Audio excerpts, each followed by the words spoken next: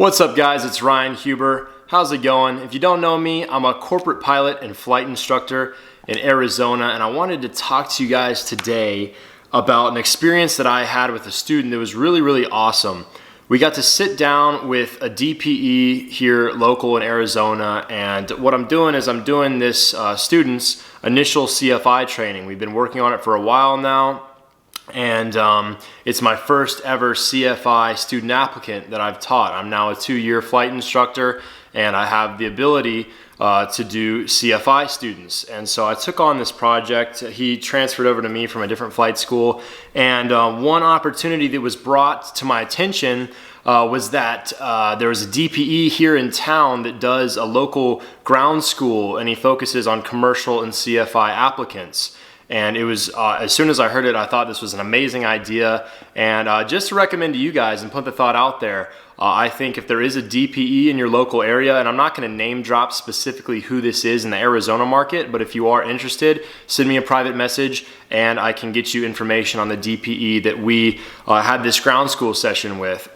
I think this is an amazing idea to help your student and to help you as an instructor learn some of your deficiencies or what you could do better as an instructor for your student, and also give a added perspective to your students' training so you know exactly where they're at from someone else's perspective and a DPE's perspective before they go into their check ride with maybe that examiner or whatever examiner they're going with. So we had this opportunity to do a 4-hour ground class going over a mock oral situation, a mock CFI oral check ride. And I learned a lot. I learned a lot of things, and I wanted to share some of those things. Just a few main things. I've got a whole list of notes here over different tasks, including stall spin awareness, different examples for runway incursion avoidance and stuff, different FARs, how to structure lessons, all kinds of great content. But I just wanted to share some of the main things that I think would be good takeaways for an initial CFI applicant, someone who's getting ready to do their CFI check ride, or for an instructor teaching CFI lesson plans. I think this is really cool. So the first thing is, to start off with, I like start every lesson that you teach as a CFI, whether it be with your student or you're doing this in a check ride, for your CFI check ride, start your lessons with the references for that task. So if you're teaching stall spin awareness, point out the references to start with. Okay, we're going to be teaching stall spin awareness today. Here are the references: advisory circular, blah, blah, blah, this document per the airplane flying handbook, this portion of the AIM and the FAR AIM, and have the different documents as references ahead of time. That way your student knows where to flip to, where you're getting the information from, and you can make sure all your information is correct. I really like that, because the examiner said, now that I've given you all these references from where I got my information that I'm teaching you, all my information is correct. It's all true, and you know where I got it from, so you know that I'm not just saying something or bluffing you, and you can go back to this resource. So I really like that, starting out the lesson plan. So after the references and the resources that you highlight for the specific lesson, the next thing is to get into the definition. So for instance, if you're going over runway incursion avoidance in your CFI check ride, define exactly what a runway incursion is. And then after the definitions, go into why we're doing this task, which is one of the most important things that CFIs don't get into, is why are we doing this, especially for maneuvers. Every maneuver we practice, it's for a certain reason. So if you're going off, doing power off stalls, for instance, explain this is a stall that could happen when you're coming into land.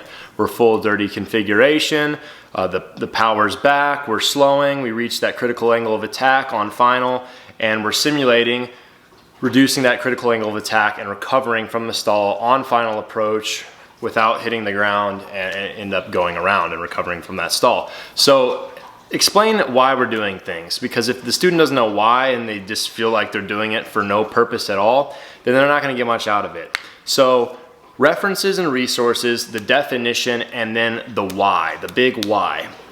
And then this is where a lot of people, including myself, have gone wrong in the past, especially for the CFI check ride when I was going over some of these lessons, runway incursion avoidance in particular. I think it's a list of items, 17 different PTS items that you have to cover for runway incursion avoidance.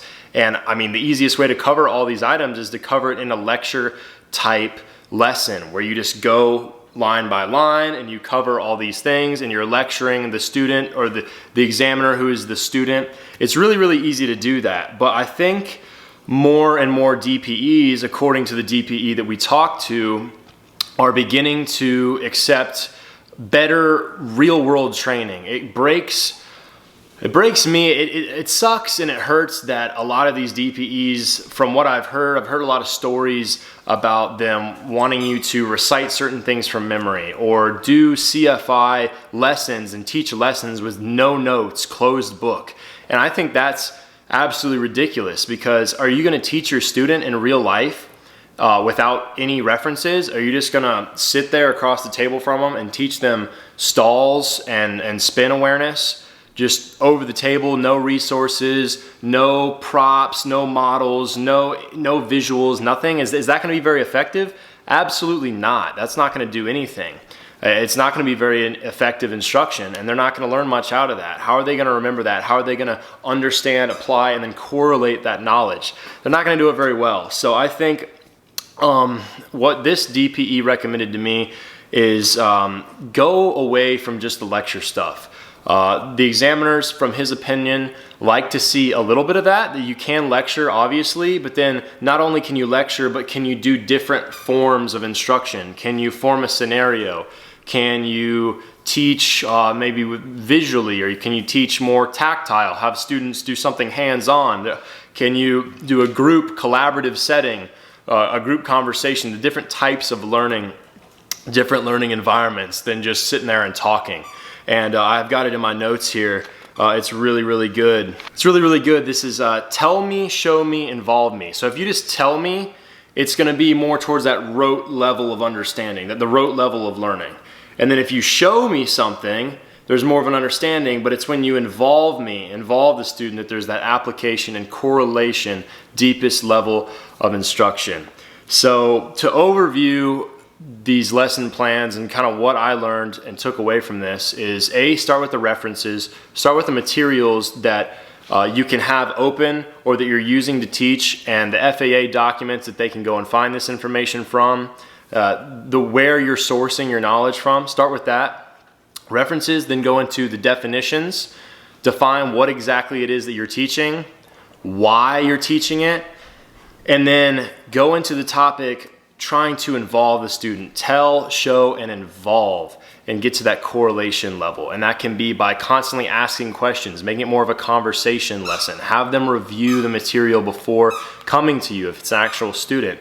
If it's your CFI Checkride, don't be afraid to ask the examiner simulated questions that you would ask a student. Hey, what do you think of that? Does this make sense? Or would you like me to dig deeper on that?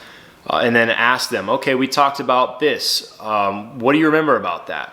And keep the conversation, keep it active. Or have a model airplane. I really liked how he did this. We had a model airplane. And he said, okay, in the spin entry, where are my ailerons? Where's my rudder? From a skidding left turn base to final, the spin entry, which wing is gonna stall first? Where are my ailerons at? Where are my control surfaces at? Am I cross controlled? Where are my hands in the cockpit? Have visuals, have like a cockpit printout. And one thing I'll point on real quick before I end here, A Tomato Flames, the acronym for our required VFR day equipment, 91205. He did a scenario with us where he had a cockpit printout, and he said, well, that's great that you know the acronym, but where are these things in the cockpit? Point at this cockpit and show me all the VFR day required items. That's a really, really good thing to do with the student. I thought that was awesome. That was the first time I've seen it done that way, because we teach to this rote understanding, or this rote level. But can a student actually apply the things that they've learned? Can they correlate that with, okay, I'm flying the airplane in the cockpit, that breaks, what do I need to fly? So I thought that was really, really good, taking it to the next level. Thank you so much. The DPE, he might end up watching this. You know who you are. Thank you for providing me and my student with some awesome instruction, some awesome ground time. That was really, really cool to be able to do that. I learned a lot, he learned a lot, and I will definitely be sending more people your way. If you're interested in who that is and getting paired up with a DPE that can do some ground training for you or one of your students, PM me, message me if you're in Arizona. Otherwise, reach out to some DPEs in your area, and it might be a great tool to utilize for you as an instructor or for your students prior to their check rides. I'm Ryan Huber. I'm a freelance flight instructor and a corporate pilot for a Part 91 flight department. It's been a pleasure, guys. Take care. Have a great day. God bless, and I'll see you in the next video. Peace.